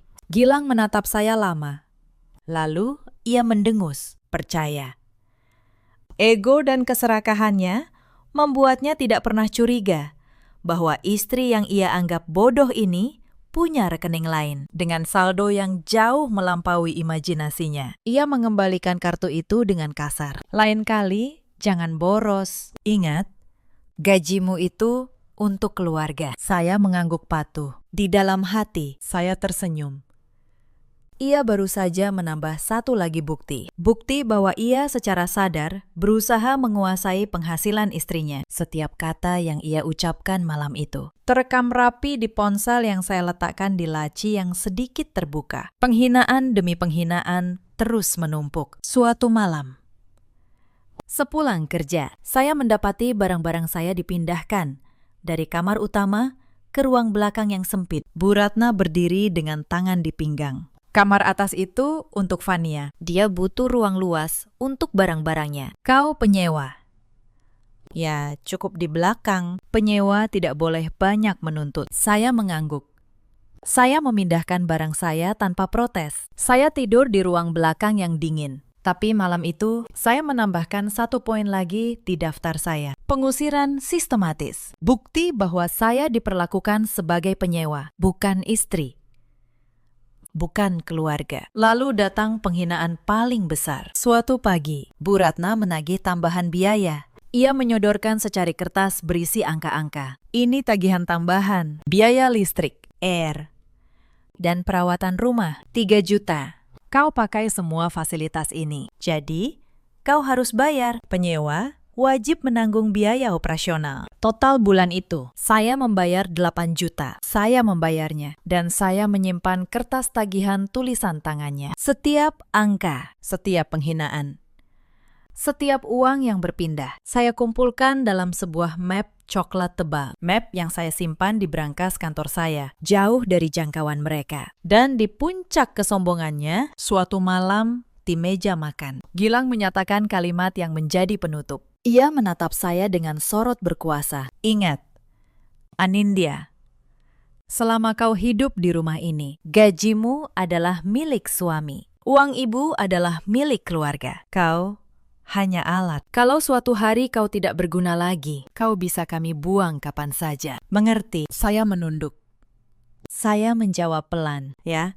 Mas, tapi di bawah meja, jari saya menekan tombol. Saya merekam kalimat itu dari awal sampai akhir. Pengakuan terbuka bahwa mereka memeras saya dan menganggap saya alat yang bisa dibuang. Map coklat saya kini penuh. Surat perjanjian sewa bermaterai. Belasan bukti transfer. Rekaman suara pengakuan. Kwitansi bertanda tangan. Tagihan tulisan tangan. Dan akta asli rumah ini atas nama saya. Tersegel rapi. Perangkap saya sudah lengkap. Tinggal menunggu satu momen. Momen ketika saya akan menarik tali gantung itu dan menyaksikan kesombongan mereka tergantung di ujungnya. Momen itu datang pada hari yang tidak pernah mereka duga. Sebuah pagi di akhir bulan, ketika seluruh keluarga berkumpul di ruang tamu. Bu Ratna sedang menghitung perhiasannya. Fania memamerkan tas baru. Gilang menonton televisi dengan kaki di atas meja. Saya turun dari ruang belakang dengan pakaian kerja rapi. Tapi hari itu saya tidak berangkat ke rumah sakit.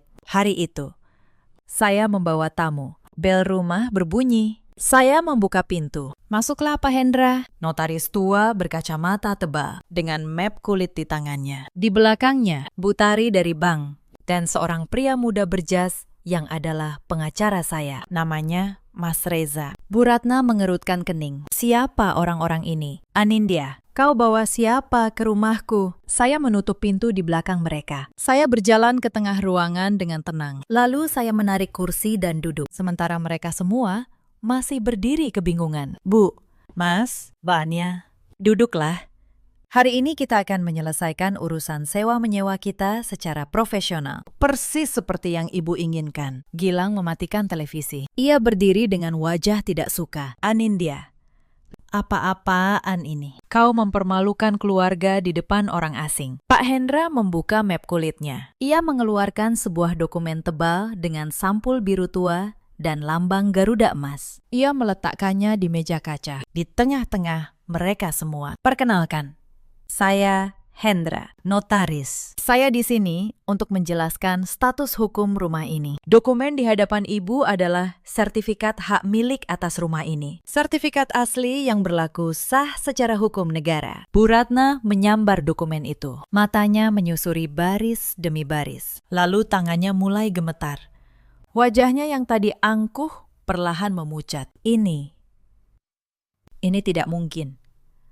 Nama di sini. Kenapa Mama di sini Anindya? Ini pasti palsu. Sertifikat rumah ini ada di lemari saya atas nama almarhum suami saya. Saya bangkit dari kursi. Saya berjalan ke arahnya. Saya berbicara dengan suara yang sangat tenang, tapi setiap kata menusuk seperti pisau es. Sertifikat di lemari Ibu itu sudah mati. Bu, sudah tidak berlaku sejak setahun lalu. Karena setahun lalu, rumah ini disita bank. Almarhum Bapak meninggalkan utang, hampir 5 miliar rupiah, dengan rumah ini sebagai jaminan. Bank sudah hendak melelang rumah ini. Dan kalian semua hampir tidur di jalanan. Bu Tari melangkah maju.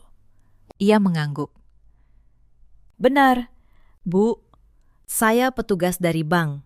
Rumah ini memang sudah dalam proses lelang setahun lalu. Tunggakannya sudah dilunasi seluruhnya oleh seorang penebus sebelum tanggal lelang. Penebusnya adalah Ibu Anindya. Ruangan itu sunyi total. Fania menjatuhkan tasnya. Gilang berdiri mematung. Wajahnya berubah seputih kertas. Saya menebus rumah ini dengan seluruh tabungan saya. Bu, hampir 5 miliar rupiah. Tabungan masa lajang saya, ditambah warisan ayah saya. Saya keluarkan semuanya untuk menyelamatkan keluarga ini dari kebangkrutan. Dan secara hukum, ketika saya melunasi tunggakan dan menebus dari lelang, kepemilikan rumah ini berpindah sepenuhnya kepada saya. Rumah yang selama ini Ibu banggakan sebagai warisan leluhur sejak setahun lalu adalah 100% milik saya. Tidak.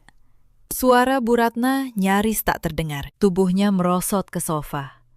Kau bohong. Kau pasti mencuri. Kau pasti memasukkan dokumen. Pak Hendra menggeleng dengan tenang. Semua proses ini dilakukan di hadapan saya. Bu, sah, sesuai prosedur hukum. Tidak ada yang dipalsukan. Akta peralihan hak ini ditandatangani secara resmi. Ibu bisa memeriksanya ke kantor pertanahan kapan saja. Lalu, saya berbalik. Saya berjalan ke tas saya dan saya mengeluarkan map coklat tebal yang sudah saya siapkan berbulan-bulan. Saya membukanya pelan-pelan di hadapan mata mereka yang membelalak. Sekarang, Bu, mari kita bicara tentang uang sewa. Selama berbulan-bulan, Ibu menagih saya uang sewa atas rumah ini, 4 juta, lalu 5 juta, ditambah tagihan-tagihan tambahan. Ibu menerima uang saya dengan dalih menyewakan properti milik Ibu. Saya mengeluarkan surat perjanjian bermaterai itu, dan saya angkat tinggi-tinggi. Tapi rumah ini bukan milik Ibu. Rumah ini milik saya. Artinya, Ibu menerima uang dari saya dengan cara menipu dan memaksa atas properti yang sama sekali bukan milik Ibu. Tahukah Ibu, apa nama perbuatan itu di mata hukum? Namanya pemerasan. Dan surat perjanjian yang Ibu tanda tangani sendiri ini adalah pengakuan tertulis bahwa Ibu melakukannya. Mas Reza, pengacara saya, akhirnya berbicara. Suaranya tegas dan dingin. Saya pengacara Ibu Anindya. Apa yang dilakukan klien saya selama ini adalah mengumpulkan alat bukti. Surat perjanjian sewa bermaterai, belasan bukti transfer, kwitansi bertanda tangan Ibu, rekaman pengakuan suara, dan catatan aliran dana. Semua ini lebih dari cukup untuk membuktikan tindak pidana pemerasan di pengadilan. Ancaman hukumannya, sesuai pasal yang berlaku, bisa mencapai 9 tahun penjara. 9 tahun penjara. 3 kata itu menjadi tikaman terakhir yang menembus jantung Bu Ratna. Dunia wanita itu seketika gelap. Bayangan jeruji besi, sel tahanan, dan baju narapidana berkelebat di matanya. Kesombongan yang ia bangun selama berbulan-bulan dengan uang hasil memeras menantunya, kini hancur lebur. Tidak mungkin. Aku tidak mau dipenjara. Bu Ratna menjerit histeris. Ia mencengkeram dadanya. Matanya menatap surat bermaterai yang dulu ia tanda tangani dengan tawa kemenangan. Kini, Surat itu telah berubah menjadi surat perintah penahanan dirinya sendiri. Fania menangis ketakutan di sudut ruangan. Impiannya menjadi mahasiswi sosialita. Mobil mewahnya. Semua terasa runtuh dalam sekejap. Mbak, tolong. Aku tidak tahu apa-apa. Mobil itu aku akan kembalikan. Tolong jangan penjarakan ibu. Saya menatap mereka satu persatu. Wajah saya tidak memancarkan setitik pun rasa iba. Dan kini, tibalah giliran Gilang. Pria yang selama ini berdiri sebagai kepala keluarga, kini terduduk lemas. Menyadari bahwa hukum dan seluruh bukti pidana berada di tangan istrinya. Sisa ego lelakinya benar-benar mati. Ia merangkak. Pria yang dulu dengan pongah menyebut saya perempuan miskin yang numpang hidup, kini menyeret lututnya di atas lantai marmer. Air mata dan ingus bercampur di wajahnya. Ia berhenti tepat di depan ujung sepatu saya, lalu menundukkan kepala dalam-dalam. Anindya, istriku, ampuni aku. Suaranya pecah dan bergetar. Aku pria bodoh. Aku tidak tahu kalau kau yang menyelamatkan keluargaku dari kebangkrutan. Tolong, cabut ancaman hukum itu. Kasihan ibu, dia sudah tua. Dia bisa mati di dalam sel. Aku mohon, beri aku satu kesempatan lagi. Aku akan mengusir ibu dan Fania dari sini. Kita berdua bisa hidup bahagia di rumah ini. Kau pemiliknya.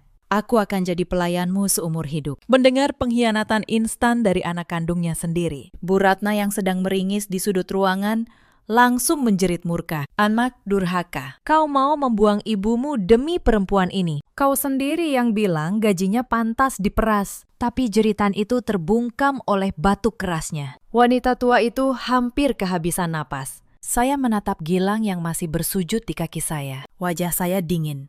Dengan gerakan cepat dan penuh rasa jijik, saya menarik kaki saya menjauh dari tangannya. Jangan pernah sentuh aku dengan tangan dan mulut kotormu. Gilang, suara saya menggelegar membelah ruangan. Bidadari, katamu. Saat ibumu memeras keringatku, kau menyebutku beban. Saat kau pikir aku hanya alat yang bisa dibuang, kau membuangku tanpa ragu. Dan sekarang, saat kau sadar, kau akan kembali menjadi pria miskin tak berguna. Kau merangkak mencium kakiku. Kau bukan manusia, Gilang. Kau parasit paling hina yang pernah aku kenal. Saya kembali ke tas saya. Saya menarik keluar sebuah amplop coklat tebal berlogo Pengadilan Agama dengan tatapan sedingin es. Saya melemparkannya tepat ke wajah Gilang yang masih terkapar. Sesuai keinginanmu, aku sudah mengurus semuanya. Itu surat gugatan cerai. Pengacaraku sudah mendaftarkannya secara resmi subuh tadi. Pernikahan menjijikan ini sudah berakhir. Berakhir tepat saat kau membiarkan ibumu melempar buku tabunganku ke lantai. Mata Gilang terbelalak menatap amplop itu. Ia menggeleng brutal, menolak kenyataan bahwa ia baru saja kehilangan istri, rumah 5 miliar, dan seluruh masa depannya dalam waktu kurang dari 1 jam. Saya melirik jam tangan saya. Lalu saya menatap ketiga manusia itu bergantian dengan otoritas penuh seorang pemilik. Aku berikan kalian bertiga waktu 60 menit. 1 jam untuk mengemasi barang kalian. Dan dengar baik-baik. Kalian hanya boleh membawa pakaian yang menempel di badan. Dan baju-baju yang kalian bawa sebelum aku menebus rumah ini. Semua perabot, semua elektronik. Bahkan tas mewah dan perhiasan yang ibu dan Fania beli dari uang sewaku akan aku sita untuk mengganti kerugian. Jika ada satu barang milikku yang kalian curi, aku akan menambahkan pasal pencurian ke dalam laporan pidana. Fania menangis sesenggukan. Mbak, kami mau tinggal di mana? Kami tidak punya uang sepeser pun. Di kolong jembatan. Sama persis seperti tempat yang ibumu sarankan untukku 3 bulan lalu. Saya menjawab tanpa ampun. Menelanjangi kembali kata-kata biadab mertua saya. 60 menit. Jika lewat 1 detik pun, kalian masih ada di properti saya. Saya sendiri yang akan menelpon polisi dan menyerahkan semua bukti pemerasan ke meja penyidik. Dan kalian tahu, saya tidak pernah main-main dengan ucapan saya. Ancaman penjara yang nyata itu memicu kepanikan luar biasa. Rasa takut akan jeruji besi mengalahkan rasa malu dan gengsi mereka. Dengan napas terengah, Bu Ratna, Gilang, dan Fania bangkit dari lantai. Mereka berlarian, saling bertabrakan menaiki tangga. Ceritane, tangisan, dan suara barang dibanting terdengar dari lantai atas. Sebuah simfoni kekacauan dari komplotan parasit yang sedang diusir dari surga yang bukan milik mereka. Pak Hendra, Bu Tari, dan Mas Reza memandang saya dengan penuh hormat. Mereka pamit undur diri, meninggalkan rumah itu dengan tatapan jijik bagi ketiga benalu yang tersungkur. Saya mengantar mereka sampai pintu, dan saya berterima kasih dengan tulus. Selama 60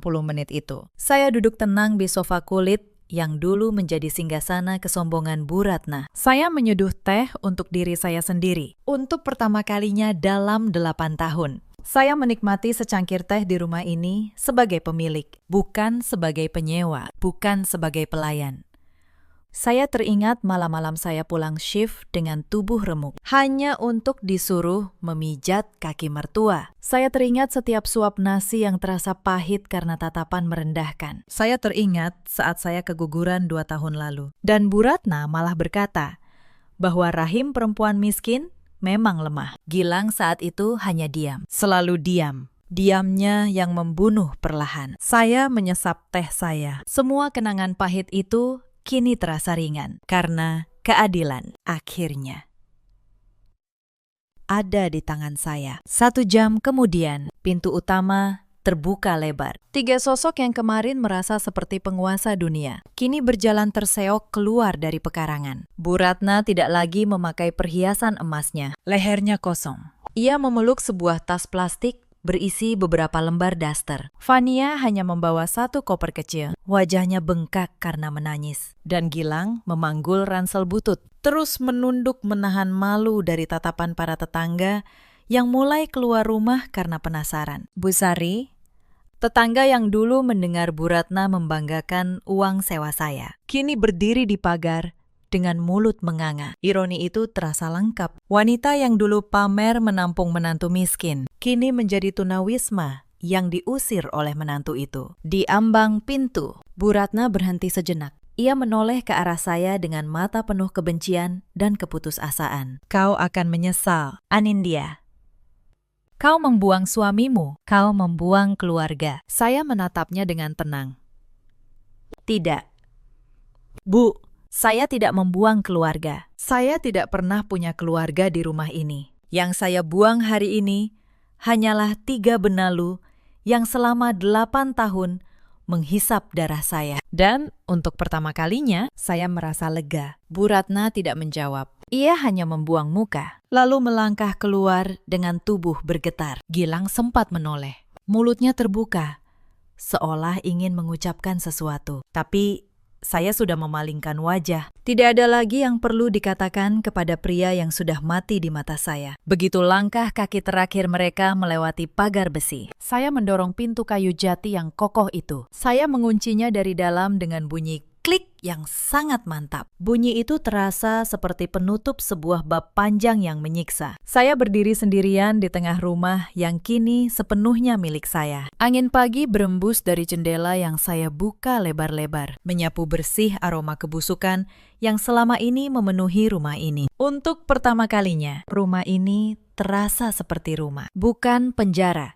Hari-hari setelah itu berjalan dengan damai. Saya tidak mencabut laporan pemerasan. Tapi saya juga tidak memenjarakan Bu Ratna. Saya membuat kesepakatan melalui pengacara. Mereka harus menandatangani surat pernyataan mengembalikan seluruh uang yang pernah mereka peras dari saya dan tidak pernah lagi mengganggu hidup saya. Sebagai gantinya, saya menahan laporan pidana itu, menggantungnya di atas kepala mereka seumur hidup. Sebuah pedang yang akan jatuh kapanpun, mereka berani muncul kembali. Gilang.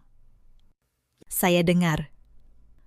Kembali tinggal di kontrakan sempit bersama ibu dan adiknya. Asisten manajer yang dulu sombong itu, kini harus menanggung 3 mulut dengan gaji pas-pasan. Fania terpaksa menjual mobil mewahnya untuk membayar utang. Impiannya menjadi sosialita pupus. Dan Bu Ratna, ratu yang dulu mengelus sertifikat palsu di lemarinya, kini tidak punya apa-apa selain penyesalan. Proses perceraian saya berjalan lancar karena saya memegang semua bukti Dan karena Gilang tidak punya apapun untuk diperebutkan, hakim mengabulkan gugatan saya dengan cepat. Saya kembali menjadi Anindya. Bukan menantu siapa-siapa, bukan istri siapa-siapa, hanya Anindya.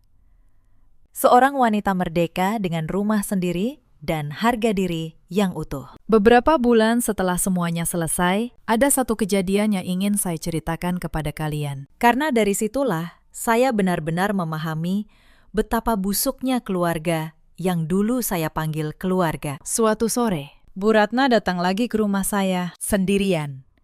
Ia mengetuk pintu dengan pelan. Wajahnya yang dulu angkuh, kini tirus dan tua. Saya membuka pintu, tapi saya tidak mempersilakannya masuk. Saya berdiri di ambang, menatapnya datar. Anindya, katanya dengan suara serak. Ibu datang baik-baik.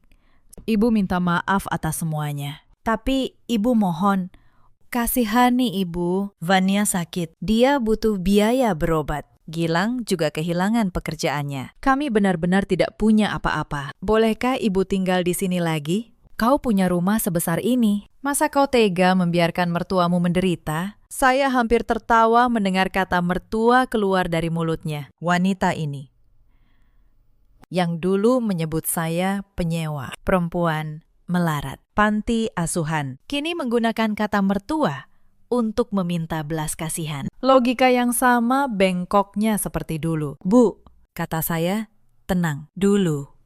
Saat saya pulang shift dengan tubuh remuk, ibu menagih saya 4 juta dan menyebut saya numpang. Saat saya keguguran, ibu bilang rahim saya lemah karena saya miskin. Saat saya butuh tempat tidur, ibu mengusir saya ke ruang belakang demi Vania. Sekarang ibu menyebut saya keluarga hanya karena ibu butuh sesuatu dari saya. Apakah ibu pikir saya sebodoh itu? Bu Ratna menunduk. Air matanya menetes. Tapi saya sudah terlalu sering melihat air mata buaya wanita ini. Saya tidak akan memenjarakan ibu, karena saya tidak mau menghabiskan sisa hidup saya berurusan dengan kebusukan kalian. Tapi saya juga tidak akan pernah membiarkan kalian masuk lagi ke dalam hidup saya. Pulanglah, Bu. Dan jangan pernah kembali. Karena kalau ibu memaksa, map coklat saya masih ada. Dan penyidik akan dengan senang hati membukanya. Saya menutup pintu dengan pelan. Tidak dibanting, karena kemarahan saya sudah habis. Yang tersisa hanya ketenangan seorang wanita yang akhirnya bebas. Saya mendengar langkah kaki Bu Ratna menjauh, terseok di luar pagar. Itu adalah terakhir kalinya saya melihat wajahnya. Malam itu, saya duduk di teras rumah saya. Rumah yang saya tebus dengan air mata dan kerja keras 10 tahun. Saya menyeduh teh. Dan untuk pertama kalinya dalam waktu yang sangat lama, saya menangis. Bukan tangis kesedihan, tapi tangis kelegaan. Tangis seorang manusia yang akhirnya pulang ke dalam dirinya sendiri. Saya teringat nasihat almarhum ayah saya dulu di Klaten. Beliau pernah berkata, "Dek, kesabaran itu bukan kelemahan. Kesabaran adalah ketika kau menahan diri, bukan karena kau tidak bisa melawan, tapi karena kau sedang menunggu waktu yang tepat untuk melawan dengan cara yang benar." Saya menjalani 8 tahun penghinaan dengan kesabaran itu. Dan ketika waktunya tiba, saya melawan.